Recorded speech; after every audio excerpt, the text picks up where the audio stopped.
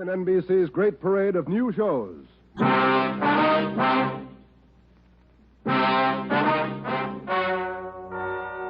and gentlemen, the story you are about to hear is true. Only the names have been changed to protect the innocent. NBC brings you Dragnet.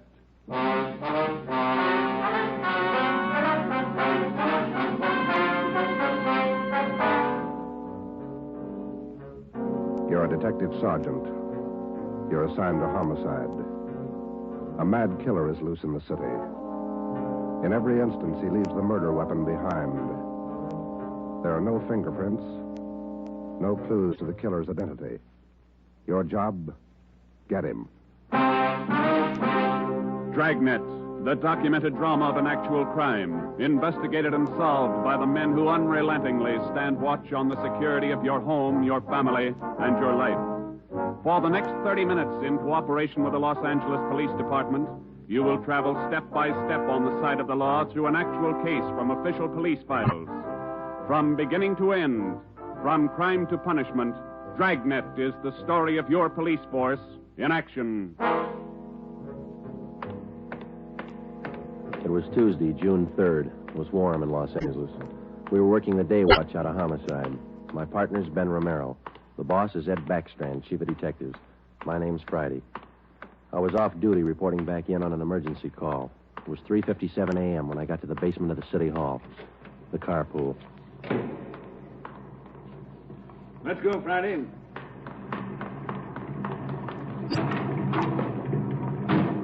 Sorry to call you back in. Couldn't be helped. All right, Ben. Okay, Skipper.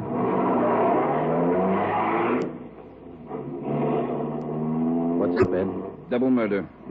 When? I don't know. Found out about it 40 minutes ago. You got any ideas? Roughly same M.O. Was that 6413 Norwich, Skipper? No, 6430. What do you mean, the same M.O.? The same guy. Brickbat killer. How many does this make? Counting tonight, 4. We got anything at all? Smudged fingerprint we can't even classify. Sounds like a smart operator. We gotta get him. If we have to shake down the city from one end to the other. Big job, Skipper. Big killer.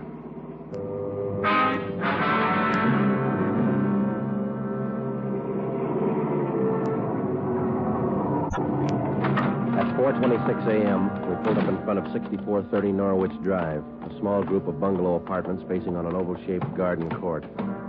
2 uniformed officers were stationed at the door to the apartment. Hiya, Chief. Hiya, fellas. We went inside. Wellberg from Homicide was waiting for us.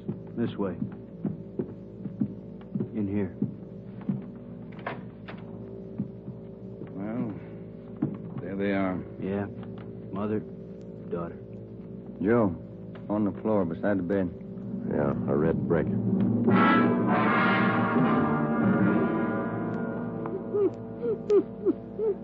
Miss Hafters, we know how you must feel about all this, but would you please try to answer a few more questions for us?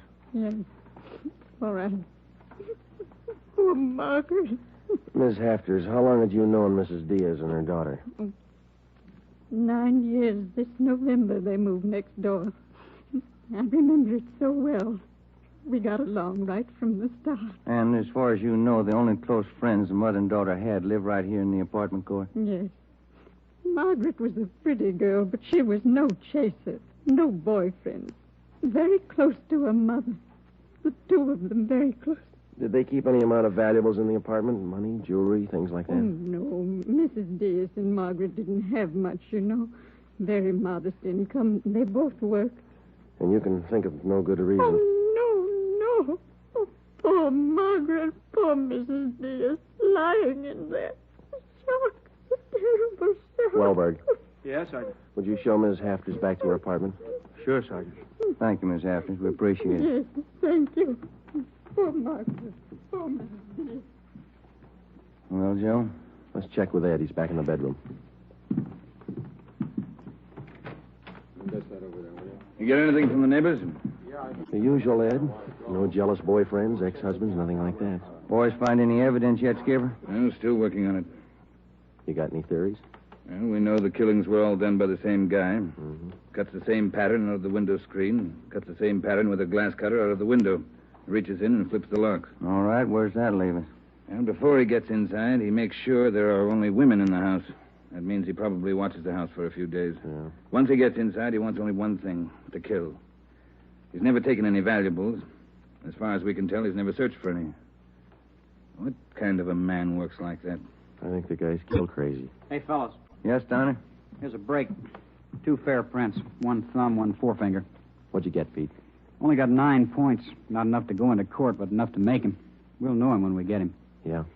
Found the prints on the lens of the old lady's eyeglasses. Probably knocked him off the night table when he went after her. And when he was done, he put him back on the table. Yeah. Had blood on his hands, see? Yeah. That's funny, isn't it? Why would he go to the trouble of picking up the woman's glasses after he killed her? We'll ask him when we find him.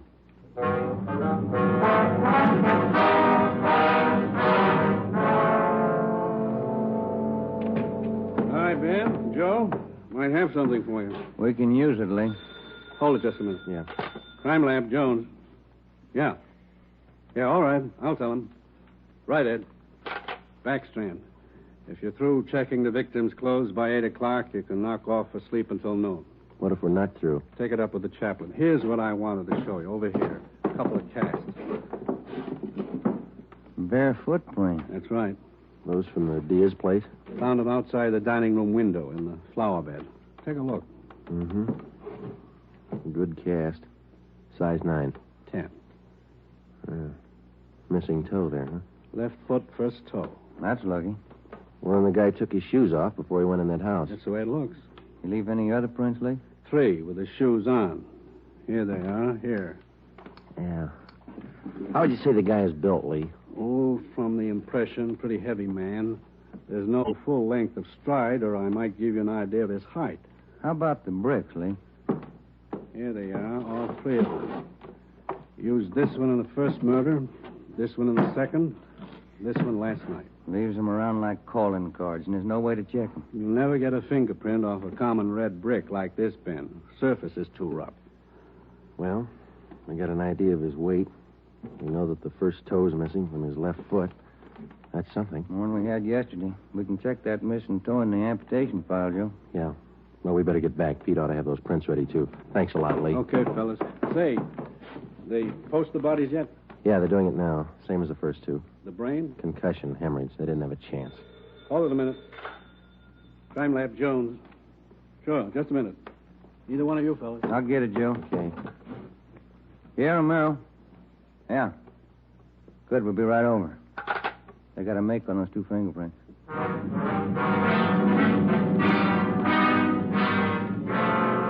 Okay, Joe.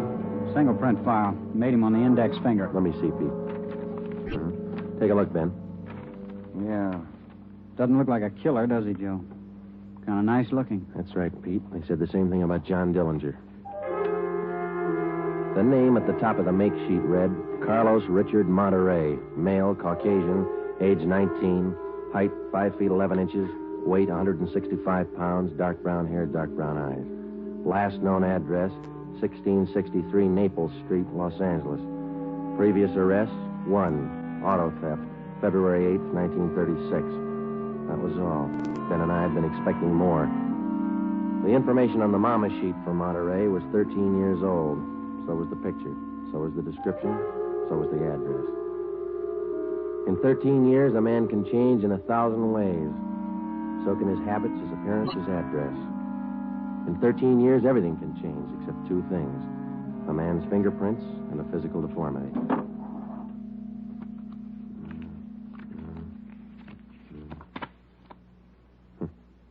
Missing toe on left foot. Carlos Richard Monterey.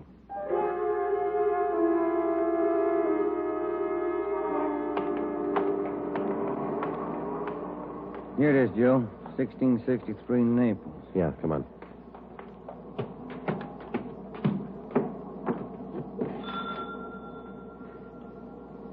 Somebody's coming. Mm-hmm. Yes? What is it? We're police officers. We'd like to ask you a few questions. Oh, yes. Would you like to come in? Thank you, ma'am. Yes? Would you mind telling us your name? Monterey. Isabel Monterey. What is it you want? You're married? Yes. My husband is Francisco Monterrey. Would you explain why you are here? We thought you might be able to help us. We're looking for a man named Carlos Monterrey. I don't understand you. We're looking for a man. We'd like to talk to him. Do you know where he is? Yes. Carlos is dead 7 years ago. He's dead, my husband told me. And does your husband know Carlos, or did he know him? He was his brother. What about your husband's parents, Miss Monterrey? Where are they? They're both dead. Sometime now. Have you ever met Carlos? No, never. I have only heard of him. What have you heard of him, Miss Monterrey? Do not ask me. This is important, very important. Francisco would not like it if I told you. It's important, Miss Monterrey, believe us. Carlos, he's sick. His mind. For 8 years, Francisco has not seen him, not heard from him. He thinks he's dead. But he only thinks so, Miss Monterrey. No one's told him his brother's dead. He just thinks so. What else is there to think? Where's your husband now? At his work, his store. Mara Street near Main. Grocery. Monterrey Cartwright Grocery.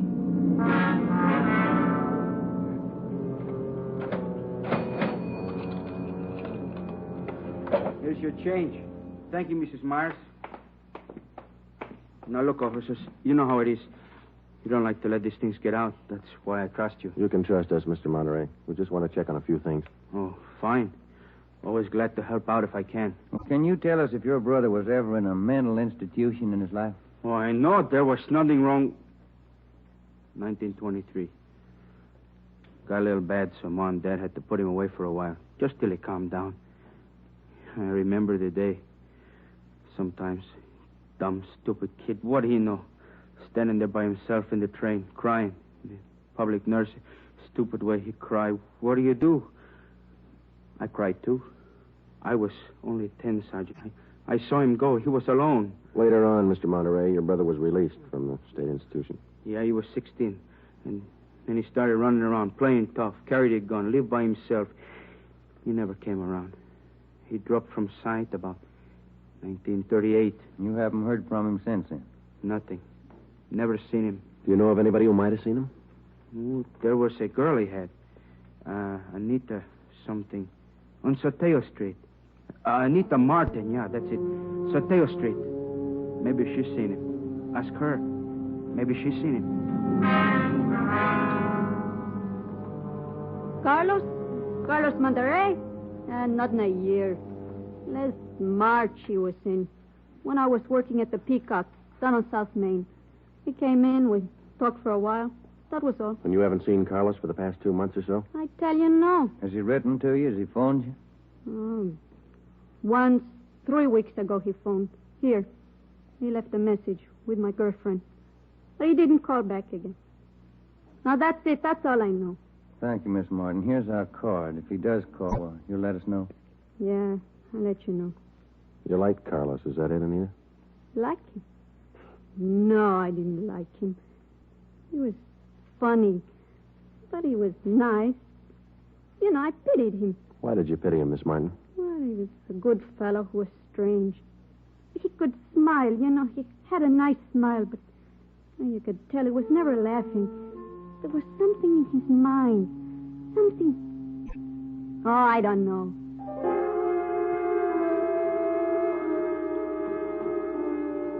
At least a year, closer to 2, I haven't seen Carlos. No letters, not a card, nothing. He was in the East the last time I heard. When was that? A year ago, January. I was in here. He sent me a calendar. Sometimes he could get along fine, very well. Other times, terrible. He couldn't keep him down. How'd he manage to stay out of jail that way, Vicente? I don't know. Sometimes he should have been in jail 5 times over. And you say you don't know of anybody who might have a recent picture of Carlos, a snapshot? No. No one I can think of. Okay, Vincenti, here's our card. If you do think of somebody, let us know, will you? It'll help. Sure, glad to. If I hear of anybody. What kind of a day is it outside? Hot? Hot.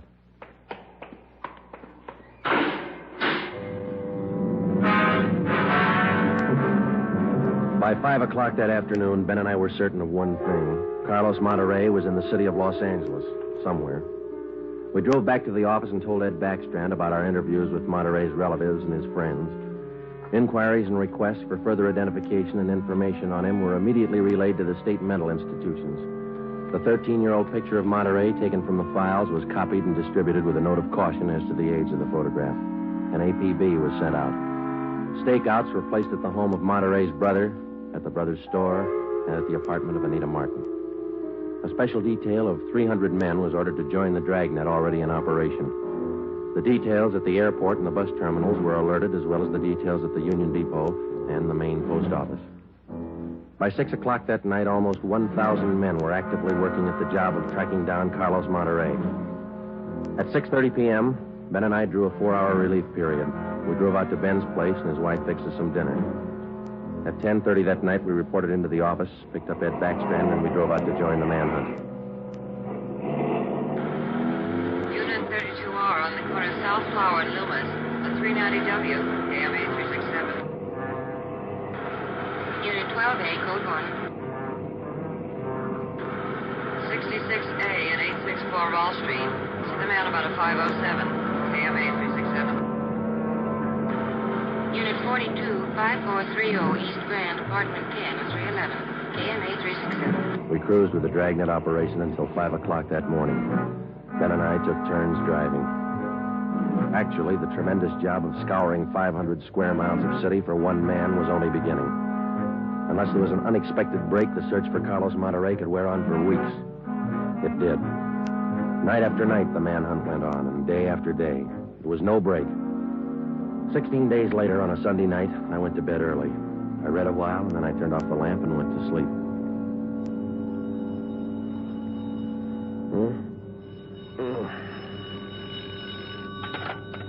Hello?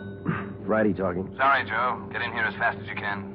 What's the matter? That girl Monterey knew, the one you talked to, Yeah? she left her apartment, went to her girlfriend's. Yeah? She's dead.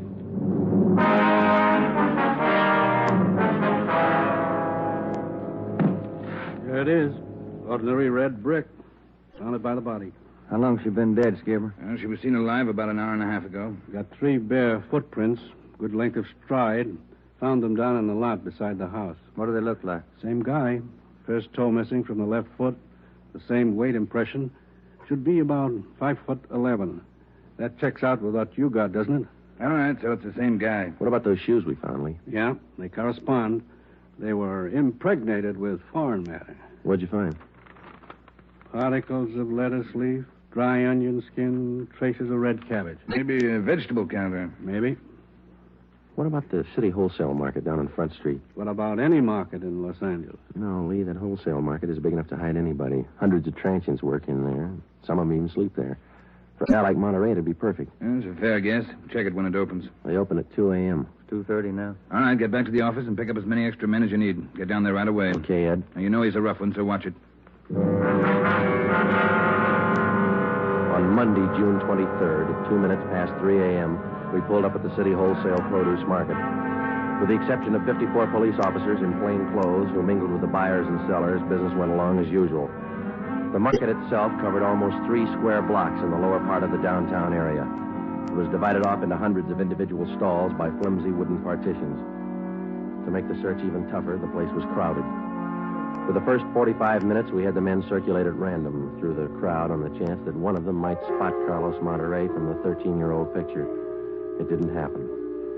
After that, we started a systematic canvass. We talked to the customers, we talked to the managers of the different booths, we gave them Monterey's description, we showed them his picture. Nobody recognized him. We checked the employment records one by one. Not a sign. Sorry, Sergeant. I'd like to help. I've never seen the guy. Okay, Mr. Snyder, thank you. We sure picked the sweet jobs, don't we? Oh, yeah, we could spend a year at this. Oh, Sergeant Friday. Yeah, Kamansky. Did you find something? Guy at the booth over there against the far wall. Thinks he might have hired Monterey a couple of days ago. Come on, Ben. Where? Over there, Sergeant. You showing Monterey's picture? Yeah, he thinks it might be him.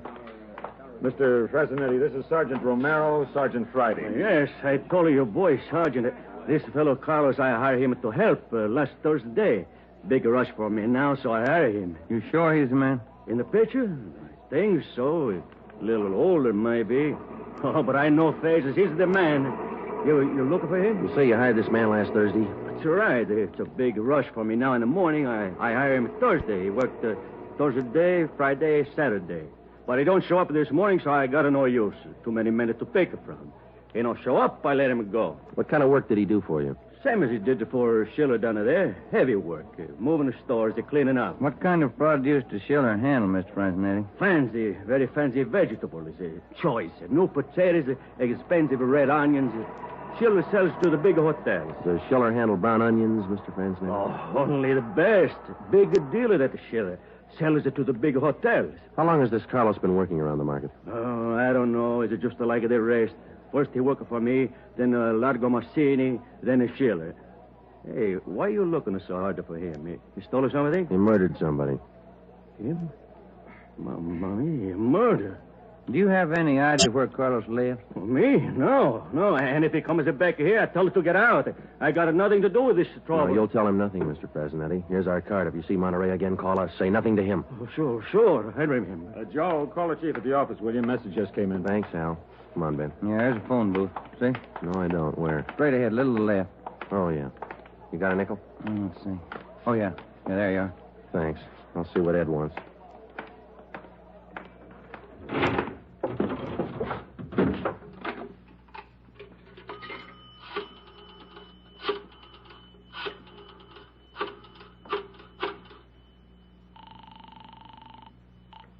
City Hall. 2511. 2511. Chief of Detectives Office, Hannon. Hi, Mike. Ed there? Ed, take it on extension 2, will you?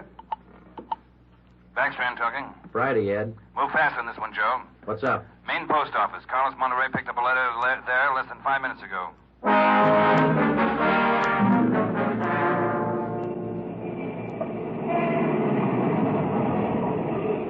Come on, Ben. There's Ed over there with Wellberg. Yeah. Traffic short jammed up around here. Hi, Ed. Friday, Romero. You all set, Wellberg? All set, Chief. Spring Street to San Pedro. Sunset the first. Got it covered. Good. What's the story? Post office detail tipped us off. 5 minutes after 8, a man answering Carlos Monterey's description picked up a letter at the general delivery window. That was 16 minutes ago. Who spotted him? Sam Lane. He got a look at him just as he was leaving the window. Called to him to stop, but Monterey ran.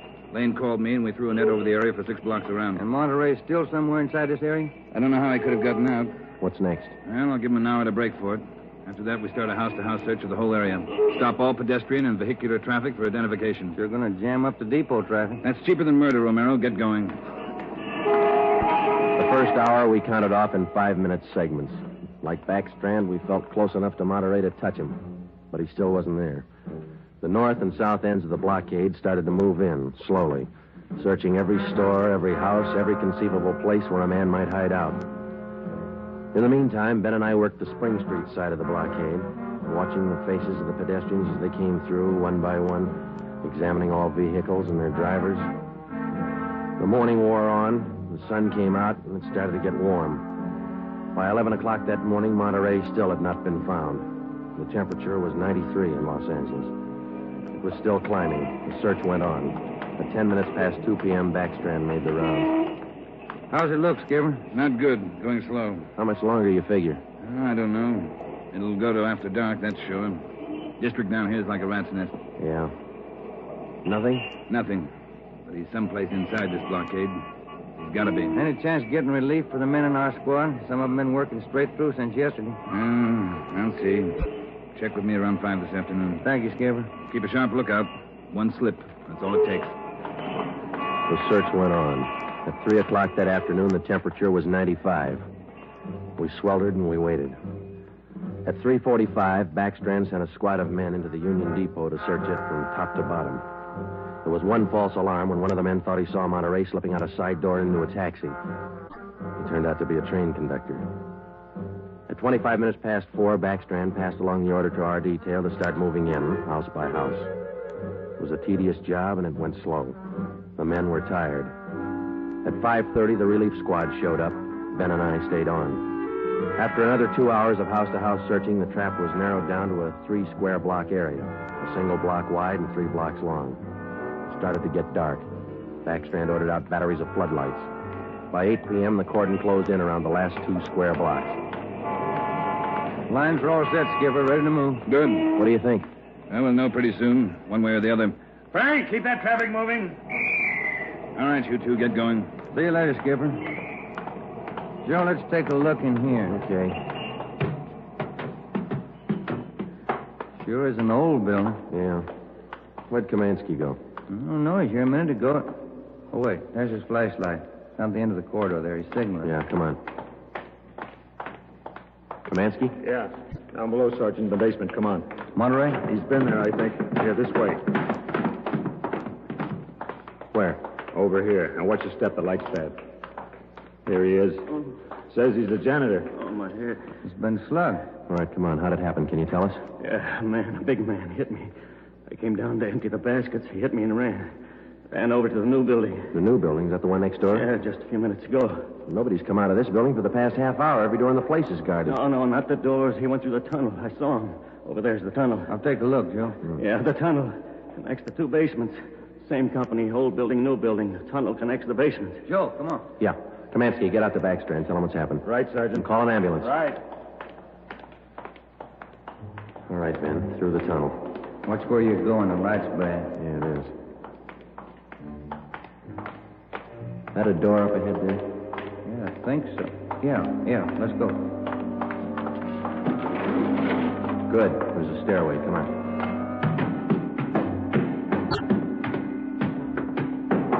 Watch the doors. Joe, the elevators. They're both on the third floor. Let's head for the stairs. Ben, come on.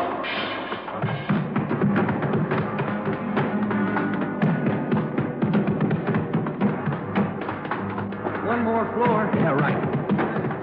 Come on, hurry. Yeah. Look, top of the stairs. There he goes. All right, hold it, you. Stuck in the elevator. Joe, he's going down. Well, we'll never make it on the stairs. Joe, look. The other elevator. The control lever's bent. Let's try it anyway. Yeah. All right, kick the control lever. Kick it, Ben. That's good. All right, Ben, knock the lever back. Come on, quick. Yep. What's the matter? Joe, it's jammed. We're going past. All right, let's kick it. Here. No, that does it. Can you reach the door control? Wait just a minute. I'll see. Yeah. Okay. Well, he's still in the building. Both elevators are here now. Yeah. Down the hall, Ben. The office on the left, I think. Yeah. Okay, here we are. All right, keep clear of the door. All right, Monterey, put on that gun and come on out. I'll kill you! I'll kill all of you! All of you! Okay, Joe, let's take it. Watch it, Ben. He's throwing everything he can get his hands on. Come on! Come on! I'll kill you! Get away! Come on, you! All right, Monterey. Come on, you. Everywhere you! Okay, Ben, take him. Yep.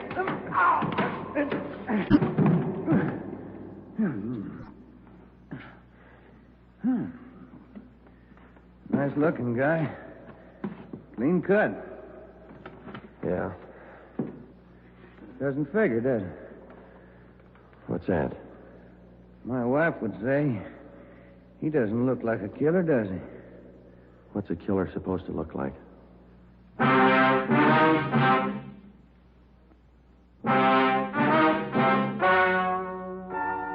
story you have just heard is true.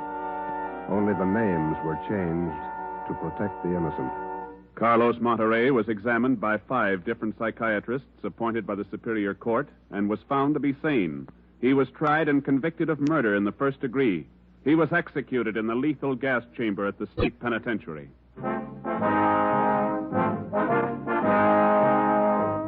You have just heard the 17th in a new series of authentic cases from official files. Technical advice for Dragnet comes from the office of W.A. Wharton, Acting Chief of Police, Los Angeles Police Department. Tonight's program is dedicated to motorcycle patrolman John Kramer of the El Paso, Texas Sheriff's Department, who on the afternoon of April 26, 1940, gave his life so that yours might be more secure.